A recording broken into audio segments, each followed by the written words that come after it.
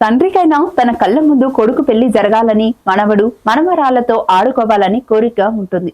కానీ ఆ కోరిక తీరక ముందే ఓ తండ్రి అనంత లోకాలకు వెళ్లిపోయాడు. దీంతో ఆ కొడుక్కి తీరని వేదన మిగిల్చింది. దీంతో అంత్యక్రియలకు ముందు తన తండ్రి ఆశీస్సులు పొందాలనే ఉద్దేశంతో తన ప్రియురాలిని ఒప్పించి తండ్రి మృతదేహం ముందు ఆమెకు తాళి కట్టి ఆశీస్సులు తీసుకున్నాడు. అక్కడికి వచ్చిన బంధువులు, స్థానికులు వారిని పుట్టెడు దుఃఖంలోనూ ఆశీర్వదించారు. ఈ ఘటన తమిళనాడులోని కడలూరు జిల్లాలో చోటు చేసుకుంది. విరుదాచలం సమీప కవనై గ్రామానికి చెందిన సెల్వరాజ్ రిటైర్డ్ రైల్వే ఉద్యోగి. లాయర్ చదువుతున్న ఆయన రెండో కుమారుడు అప్పు విరుదాచలం కౌంజీయప్పర్ ప్రభుత్వ డిగ్రీ కళాశాల 3వ సంవత్సరం విద్యార్థిని విజయ్ శాంతితో ప్రేమలో పడ్డాడు.